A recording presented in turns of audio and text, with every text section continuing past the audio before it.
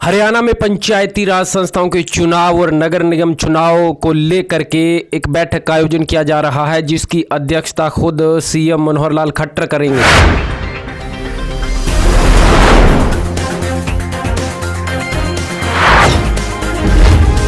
आप देख रहे हैं नेशनल मीडिया टीवी।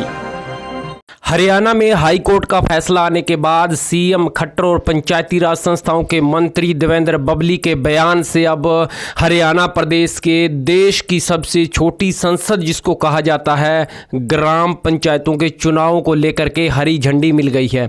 इस बाबत सीएम मनोहर लाल खट्टर ने कहा कि जल्द ही अब हरियाणा में पंचायती राज संस्थाओं के चुनावों को संपन्न करवा दिया जाएगा। इसके साथ साथ उन्होंने कहा कि नगर पालिकाओं के चुनाव को भी संपन्न करवाया जाएगा। उन्होंने कहा कि इस बाबत जल्द ही यानी कि अगले हफ्ते तक नोटिफिकेशन जारी कर दिया जाएगा।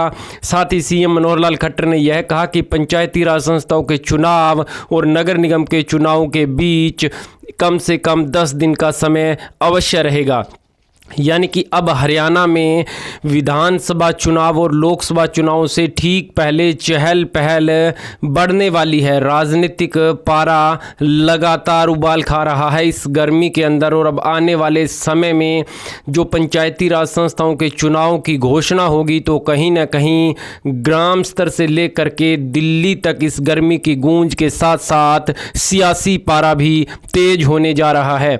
अब सीएम मनोहर लाल खट्टर ने कहा कि जल्द ही जो 10 मई को फैसला आएगा, यानी कि 10 मई को फैसला आ जाएगा, उसके बाद सरकार जो अपनी तैयारियां शुरू कर देगी। सरकार ने लगातार हाईकोर्ट में कहा कि सरकार चुनाव करवाने के पक्ष में है। साथ ही आपको यह भी बता दें, याचिकाकर्ताओं की याचिका पर सुनवाई चल रही है और हाईकोर्ट ने सरकार को कहा है कि जो नई पद्धति बनाई गई है, जो नए आरक्षण को लेकर के नियम बनाए गए हैं, जो नए ड्रा बनाए गए हैं, उसके आधार पर ही हरियाणा में पंचायती राज संस्थाओं के चुनाव होने चाहिए। यानी कि जो याचिकाकर्ताओं ने याचिका डाल रखी थी कि ऐसा नहीं होना चाहिए, उनको भी बड़ा झटका हाईकोर्ट ने दिया है। यानी एक तरह से कह सकते हैं कि कोर्ट के अंदर सरकार की बड़ी जीत हुई है और अब आने वाले समय में एक हफ्ते तक पंचायत चुनाव को लेकर के नोटिफिकेशन जारी कर दिया जाएगा। ग्राम स्तर पर अब चहल पहल तेज हो गई है।